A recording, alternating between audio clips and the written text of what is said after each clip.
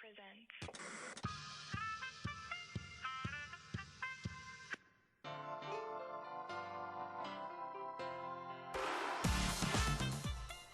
한시의 책갈피.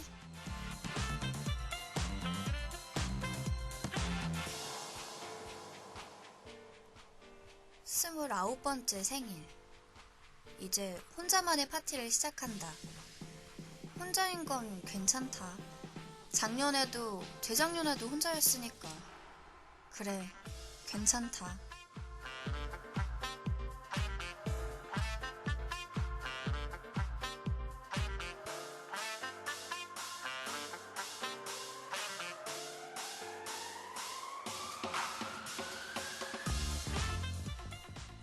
변변한 직장을 가지지 못해 파견사원으로 근무하고 애인에게는 버림을 받았으며 못생기고 살찐 외톨이 아마리.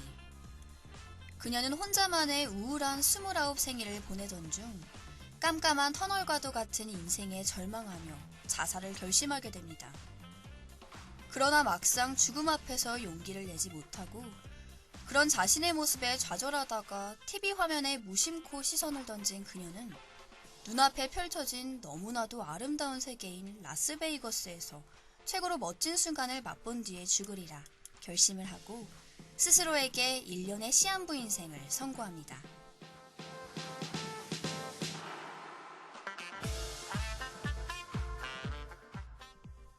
어차피 죽을 거라면 좋다.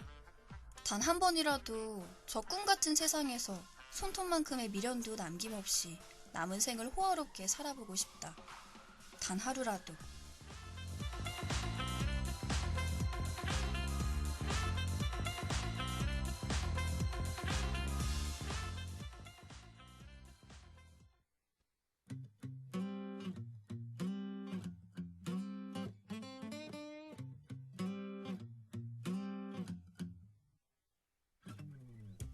매일매일이 지겹고 미래가 불안하던 아마리에게 새로운 계획과 자신이 정해놓은 시간은 삶의 활력을 불어다줍니다. 생일 다음 날부터 아마리는 매우 바빠지는데요. 본격적으로 자금 계획을 세우기 시작합니다. 그녀는 단지 라스베이거스에 가는 것뿐 아니라 카지노에 가서 사치스럽게 즐기는 그런 꿈을 가지고 있으니 말이죠.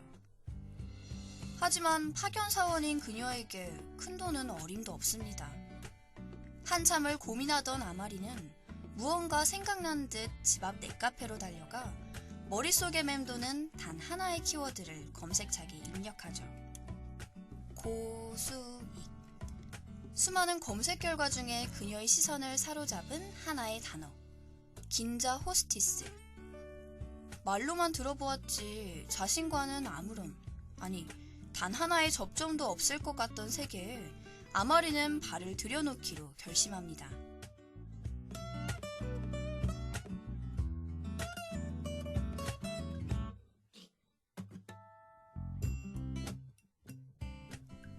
이상하다.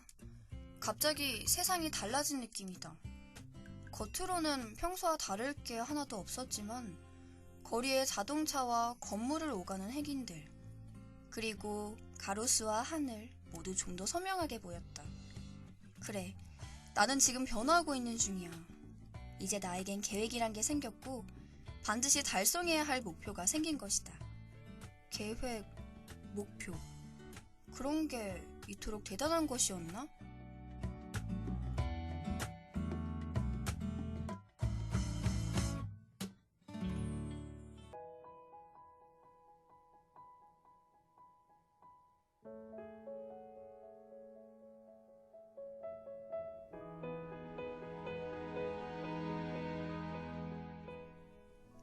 하지만 호스티스가 되는 길은 쉽지만은 않았죠. 여러 군데를 돌아다녀 보았지만 그녀를 받아주는 곳은 한 군데도 없었으니까요. 그러던 중 클럽 사와에 들어가게 됩니다. 그렇게 낮에는 평범한 회사원, 밤에는 긴자의 호스티스로 영화에서나 나올 법한 이중생활을 시작하게 되죠.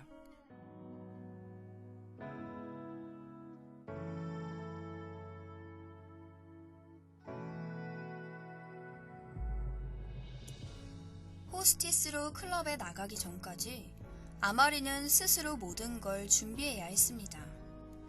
다른 호스티스처럼 미용에 돈을 쓸 수 없었기 때문이죠. 그래서 다시 넷카페에 달려가 가장 저렴하면서 너무 싸 보이지도 않는 그런 드레스를 사고 집에 돌아와 잘 하지도 않던 화장을 몇 시간씩 연습합니다. 드디어 호스티스로 클럽에 나가는 첫날. 그녀는 떨리는 마음으로 손님을 받습니다. 하지만 이런 일이 처음인 그녀에게 어렵고 서툴기만 한 부끄러운 경험으로 남게 되죠. 잔뜩 시무룩해져 집으로 돌아가는 아마리에게 마담은 한마디를 건넵니다. 가진 게 없다고 할 수 있는 것까지 없는 건 아니지.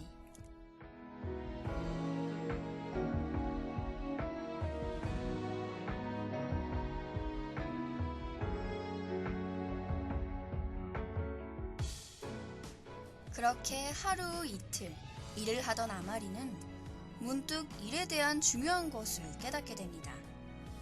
단순히 사람들의 시중을 드는 게 아니라 그들이 원하는 것이 무엇인지를 파악하게 된 거죠.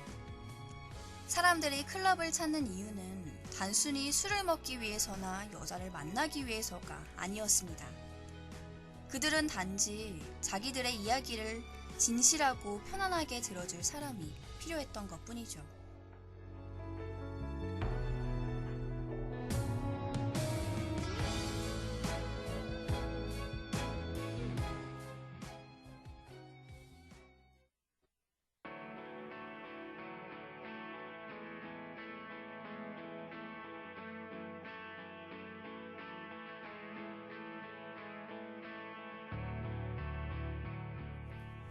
낮의 일과 밤의 일을 동시에 병행하는 것은 쉬운 일은 아닙니다.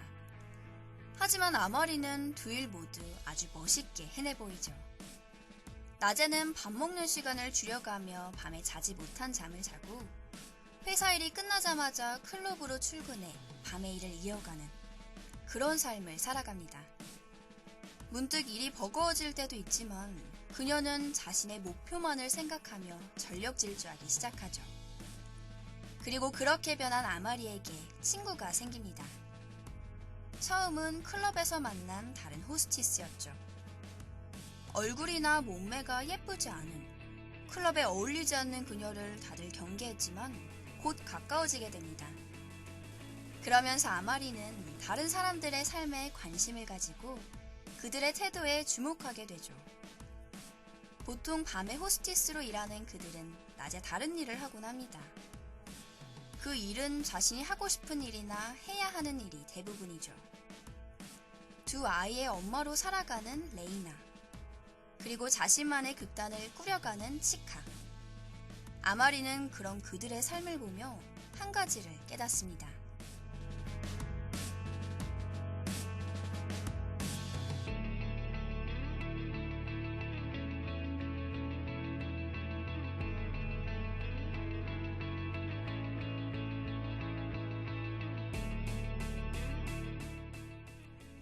자기 무대를 가진 사람들에게는 특유의 자신감과 지속적인 당당함이 있다.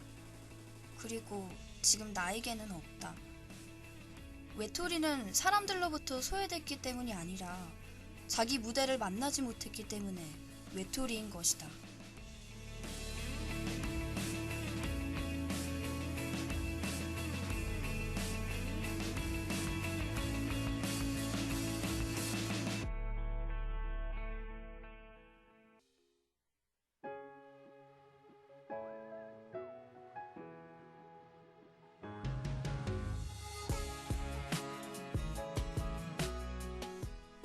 몇 달간 일을 해도 막상 모이는 돈이 적어 고민하던 아마리에게 클럽에서 알게 된 메구미는 솔깃한 알바를 소개시켜줍니다. 바로 누드 모델인데요. 엄청난 수익을 가질 수 있지만 누드 모델은 큰 부담을 가지게 되는 알바이니만큼 아마리는 많이 망설입니다. 하지만 곧 어차피 1년인데 라는 생각을 가지고 일을 받아들이죠. 처음 일을 나가던 날 그녀는 많은 고민을 합니다. 지금이라도 일을 못한다고 말할까? 아니야. 눈 꼭 감고 한 번만 해보자. 그렇게 탈의실에 들어가서 옷을 벗으며 이런 생각을 합니다. 절박함. 인생의 막판에 이르면 정말 생각지도 못한 힘이 솟는 거구나.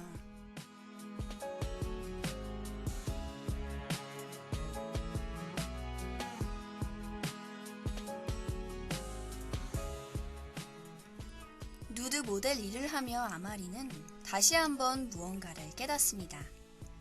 단순히 자신의 몸을 부끄러워한 그녀와 달리 그들은 예술작품으로서 그녀의 몸을 바라봐 주었기 때문이죠. 또한 같은 시간, 같은 공간에서 같은 몸을 보고 그린 작품이 모두 다르다는 것을 보며 그녀는 또다시 생각합니다. 사람의 생각과 느낌은 10인10색. 사람의 숫자만큼 다르다는 것을 알았다. 그러니 나와 똑같은 느낌을 요구하거나 이해해달라는 것은 무리이고 어리광이며 나의 오만일지도 모른다.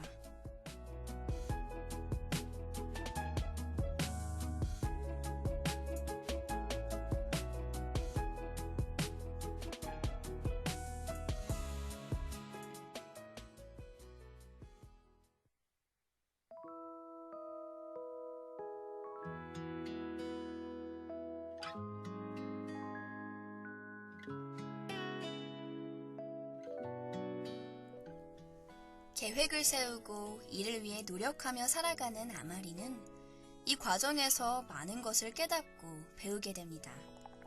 그러면서 자신감을 갖게 되죠. 그녀가 계획을 세운 지 7개월 정도 지난 날, 주변 사람들은 그녀에게 예뻐졌다며 예전과는 많이 달라졌다고 말하기 시작합니다. 실제로 그녀는 많이 달라져 있었죠. 한 번도 동창회에 나가지 않았던 아마리는 처음으로 동창회에 나가게 됩니다. 그곳에서 미나코를 만나게 되죠. 혼자인 게 편하다며 학창시절부터 쭉 독립적인 존재로 살아가던 그녀와 아마리는 많은 이야기를 나누게 됩니다. 그리고 처음으로 비밀을 공유하는 친구를 사귀게 됩니다. 아마리는 미나코에게 계획을 털어놓은 뒤 자주 만나며 본격적으로 카지노에 가서 자신이 하고 싶은 일을 준비합니다. 단순히 돈을 탕진하는 것이 목표가 아니라 호화스럽게 지내는 것이 목표인 그녀는 운에만 맡기는 도박에서 수학적 계산이 들어가는 블랙잭을 고르게 되죠.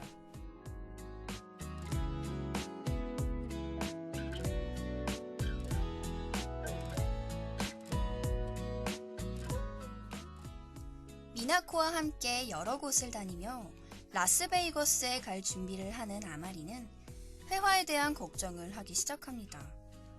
다른 것은 계획대로 진행이 되어 가는데 영어 회화는 한순간에 느는 것이 아니기 때문이죠.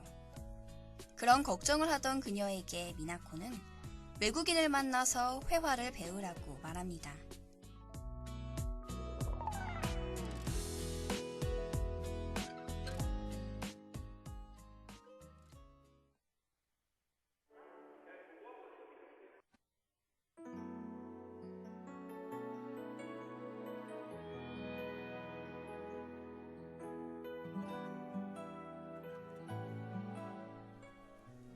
미나코와 아마리가 자주 만나던 곳은 로퐁기라는 곳이었는데요.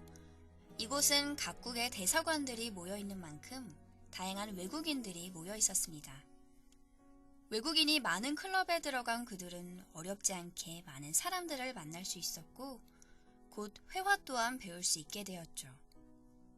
하지만 아마리가 배운 건 단순한 회화뿐은 아니었습니다.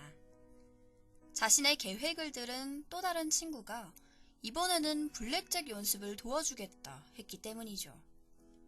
그렇게 회화와 블랙잭 연습을 하며 아마리의 라스베이거스 드림은 점점 다가오고 있었습니다. 그리고 마침내 디데이.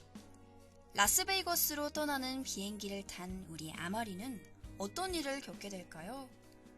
정말 호화스러운 며칠을 보내고 세상의 작별을 고하게 될지, 새로운 깨달음을 얻어 인생을 새롭게 시작하게 될지 결말은 여러분을 위해 남겨두죠. 오늘의 책 29 생일, 1년 후 죽기로 결심했다 입니다.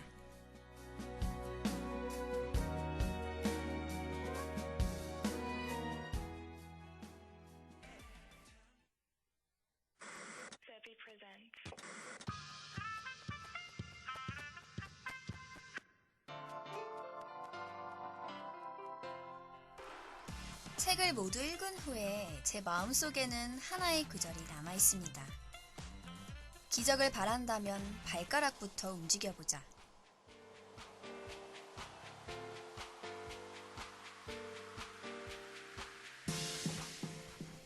정말 단순한 말인데 왜 그리 마음속에 계속 머무르는지는 잘 모르겠습니다. 아마 알면서도 행동으로 옮기지 못하는 그런 저의 모습 때문일까요? 우리는 모두 바라는 일을 하나씩 가슴속에 품고 살아갑니다. 그것이 도달할 수 없을 만큼 멀리 있는 것일 때 우리는 그 일이 일어나는 걸 기적이라고 부르죠. 하지만 이 기적은 너무나도 멀리 있는 것 같아 아무런 노력도 기울이지 않게 될 수도 있습니다. 내가 무언가를 한다고 해서 이 일이 이루어질까? 라는 의문을 품기 때문이죠. 그래서 이 구절이 더 마음속에 남았던 건지도 모릅니다. 책의 주인공, 즉 이 책의 저자는 우리에게 보란듯이 그 기적을 손으로 일구어냈으니 말이에요. 그러니 우리도 조금만 더 힘내서 직접 기적을 일으켜보죠. 단순히 기적이 일어나길 기다리는 것이 아니라 능동적인 자세로 그들을 데리고 우리 앞에 놓는 겁니다.